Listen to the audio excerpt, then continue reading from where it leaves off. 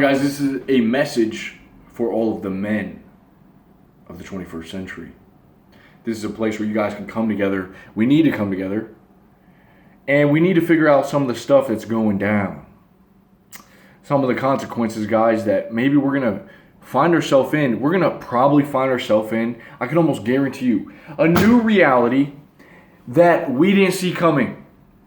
And maybe it's going to be a reality that we don't even want to be in. Maybe it's almost like Neo in the Matrix when he gets the code on the screen or the text or whatever he gets, and he finds out that he's in a simulation. Everything good seemed pretty good in the Matrix, but it wasn't the real world. I woke up this morning with this idea. I was like, man, look how powerful the internet is to, just waste time on, to get sucked into. You got video games, Netflix, porn. You got tons of these shows, YouTube, all these. We got ways to interact with other people virtually, and to get rewarded, from the likes, the stuff like that. So there's this constant need to be online. And for those of you that are not, maybe you got rid of your smartphone, good on you, man.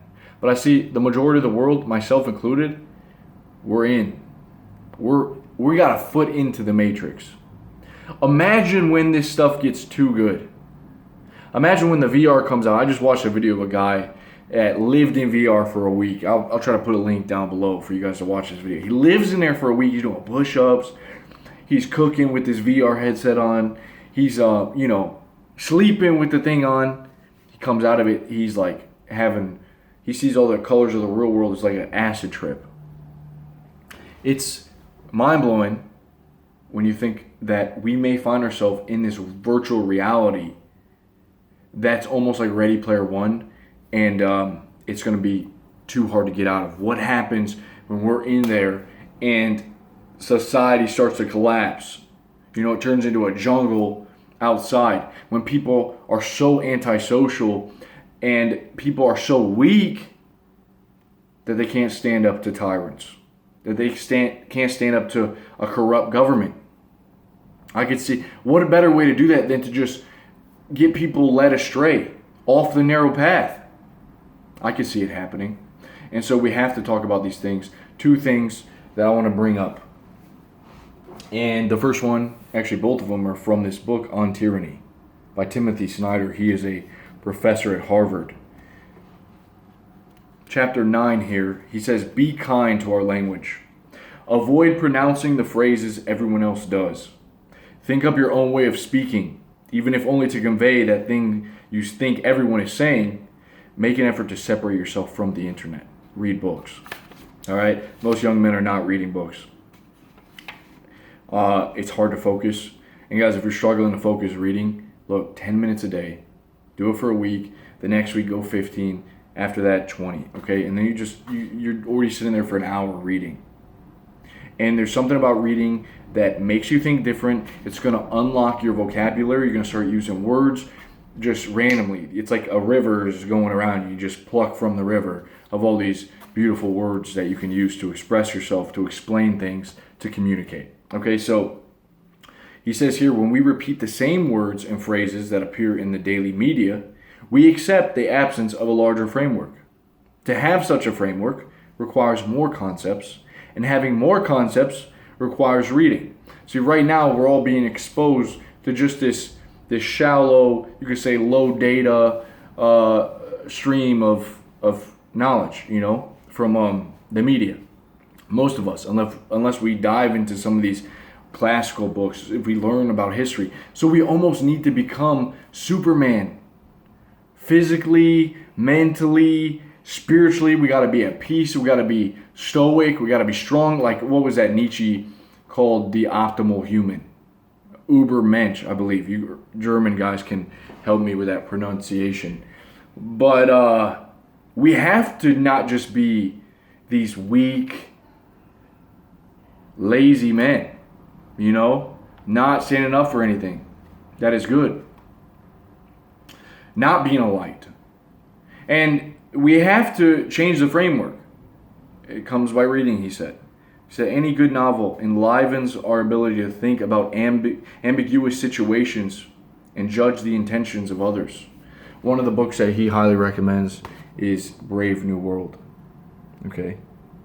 You might have had to read this a long time ago at high school. So, the second thing that I want to tell you guys, now that we're changing our frameworks, is we have to become men that are not alone. Because when you're alone, you're isolated all the time, which I like. I think isolation is good in a sense that, for a lot of reasons, okay, but also to be able to have the ability to communicate with other people. If you were all separated, it's hard to rise up, okay? And with the internet, man, I see virtual reality is already coming where people are interacting in the virtual world. There's going to be no reason to leave your house. No reason to strike up a conversation with your neighbor. Nothing. Okay, right here, chapter 12, make eye contact and small talk. We've thought of small talk, and no one wants to do small talk. It's a waste of time. We look at small talk, it bothers me. This is not just polite. It is part of being a citizen and a responsible member of society. It is also a way to stay in touch with your surroundings, break down social barriers, and understand whom you should and should not trust. If we enter a culture of denunciation, you will want to know the psychological landscape of your daily life. When we have nothing to fear, we should be able to stand up and be seen. And I've noticed this just from a lot of the people that I hang out with. It's very easy to keep your head low, to keep your head down. If you stand up, think about it, if you stand out, you're more likely to get killed. It's hard to speak up. It's hard to actually, I'm not even saying to stand up for something you believe in. Or if you're in a crowd, yeah, and that's what I'm talking about. I'm just saying the way that most men carry themselves these days is one of closeness, to not be seen. And I think that's not good. I think that it's okay to be a little embarrassed. Okay, you don't have to be afraid. You don't have to be frightened. You don't have to be think that it's weird to make small talk with people. It's very natural to be social, to make connections, to talk to random people. Okay, that's a very natural thing, and we're just crippling ourselves as we don't do these things. As we get locked into the screens, online world, we become less social. We start thinking the same things. We get in echo chambers all over the internet, reinforcing our already, beliefs that we have. And then what happens? We just live a life. We blame other people. We become victims instead of becoming these super capable men that can handle the toughness of life. That's why life is tough, man. Because it actually calls you. It's like, hey, look, are you going to come and be like a knight of the round table? Are you going to be, capable of handling shit when shit hits the fan? That's what it's all about, man. So, be one of those guys. Be strong. Be able to lead others and know what right from wrong. Two things. We got to read more, and we got to make an effort to get out there to interact with the people in our environment, okay? And not just sit back. I'll talk to you guys soon. Peace.